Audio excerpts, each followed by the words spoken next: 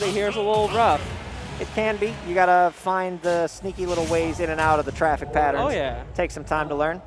Right here on screen, we have two people who are very close to each other on the most recent PR, number 7 and number 8, Arctice and Toad, respectively. Here in winner's quarters, they're also the 4 or 5 in this particular bracket, so this is a could go either way type of affair. Yeah. How many times do they usually play in bracket, would you say? They're both pretty regular Ignition players, so I know they've fought several times in the past. I feel like when Toad is here, at certain parts of the year, he'll have slightly better average finishes. Other times it'll be Arc. It kind of goes back and forth. It's hard to tell like who has the higher peaks versus consistency. I think Arc has the higher peaks, but Toad is more consistent. Gotcha. So we'll see how Arc's playing today. Toad generally can be counted on to play a solid Peach, very fundamentally adept, very technical, knows how to get big combos in whenever he gets in. Arctice, same thing, where if he gets one hit, you can explode. And that is the terrifying thing about Captain Falcon. Oh, of course. All right, so you can see right there, Arctice chasing really hard off stage, wanted to make absolutely certain that Toad did not come back. Triple back air covering all of the space. He's going to take the start with a stage spike off the bottom of PS2. Oh yeah, especially with both characters having very quick aerials, it's really tough to kind of see where you're getting in, especially with shield pressure, with just overall, you know, insanity. A good short hop up air there by Toad, putting pressure on the platforms, making it so Arctice is having kind of a hard time landing. Something Toad needs to do is keep this pressure on because, you know, we mentioned the big combos that Falcon can break out at any given time. When you're already down a stock, you really don't want to let a game get away from you in that way. Yeah, both of them showing great patience there from that recovery. Unfortunately, just a little too short. Right, Toad just missing the fair there. He had the read, but the fair didn't come out. That's going to give Arctice a little bit more damage as he continues to mount his lead a little bit higher and higher. Toad's got to find a way to end this stock. Gets a little greedy, gets grabbed as the up air train coming out from Captain Falcon, but he will misspace one aerial and lose a stock for it. Yeah. Those Toad's trying to control center. Been landing a little bit with some dares and just little pokes. But now he's at a dangerous part. Arctice catching the turnip there. I'm not sure if he really wanted to do that. I feel like Falcon with turnip can have its advantages, but generally you want to be able to utilize your aerials in space. Oh, yeah. So if you catch turnip, I think most of the time it's not on purpose. But, you know, it's kind of like with all sorts of projectiles, like Rob Gyro or Snake Grenade. You know, sometimes it's a little pleasant surprise that you can learn. It's hard for your opponent to realize how much the other character can do with your own projectile. Back throw, not quite going to kill.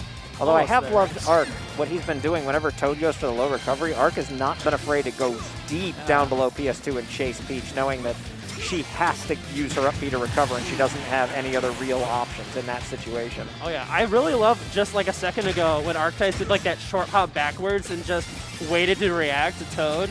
Like, a lot of things that I always like to see is like those quick little movements just to kind of bait out your opponent's reaction.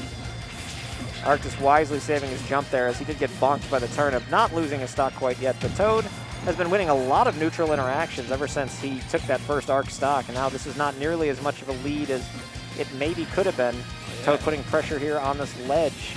Arc making it back. Here we go, back to neutral. Yeah, as we were saying, giving up too many neutral interactions, especially to Peach or Falcon, you know, that adds up, and now it's almost an even game. A lot of falling off the platform onto center stage, you know, for just general shield pressure. Ooh. Good. That was a good catch. That was a very good catch with the neutral air. Yeah, I think it's a good play a lot of the time if you want to put pressure on your opponent and you know that you're waiting for them to run into one of your buttons, but you're putting it out there safely. Running off ledge to center stage gives you a spot on the stage where most moves aren't going to kill you if your opponent does read what you're trying to do. Yeah. Puts you in a good spot, keeps you from going off stage. It really forces your opponent to win multiple neutral interactions. And not only that, like, because both opponents were using a lot of back airs, they're not even facing, so either they have to go for a pivot grab or they'd have to go for, you know, some sort of other reaction from, like, landing on their shield. That second stage is going to be Town and, well, Cruddy, we'll say, as we are a professional stream. Not the biggest fan of this stage personally, as I never have been, and I always have to say something about it. But in this matchup, it makes complete sense as a counter pick. Yeah. Very likely the banned stages would be Kalos for sure. You don't ever really want to bring Captain Falcon to Kalos. He might have just banned flat stages because he wanted to play off the platforms. Town being a logical counter pick because Falcon getting you near off stage can kill you with most options at that point. Yeah, I will say to some degree, I like to call Town FD with extra steps. You know, obviously, yes, there are platforms, but, you know, there's that period of the game where you're playing on FD. And that was some great edge guarding by Toad there. Positioned himself very well for a forward air. Falcon didn't really have anywhere to go. And it looked like it was an easier edge guard once he positioned himself, but you also have to time that fair really well because Falcon up B can just grab you and hang on and get you right back at any given time. That move is so crazy how far away it can grab you from. So you have to get out there with that disjointed, well, in Peach's case, limb. Yeah. In most cases, like on paper, you know, that floating by the ledge for that edge guard is pretty safe, but for any quick character, it is a little. There is still commitment there. Oh, nice out of. Ooh. Interesting DI. I love that Arc telegraphed a Falcon kick and then just did another one. Yeah. It's like, all right, now this will work. I'm against the ground now. Yeah, the no mix-up is really, it's rare. It's real. Hello.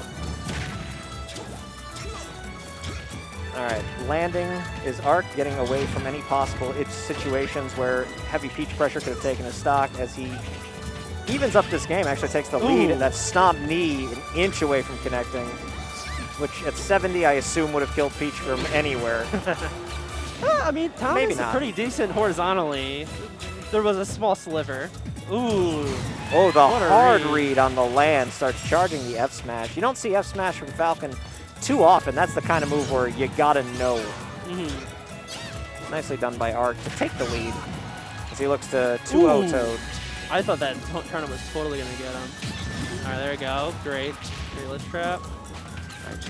Another great timing. Good catches here by Toad, but Arc going to sneak back on stage, and this is a stock that Toad really needed to take. You do not want to be this far behind. Oh, that was a great weight right there.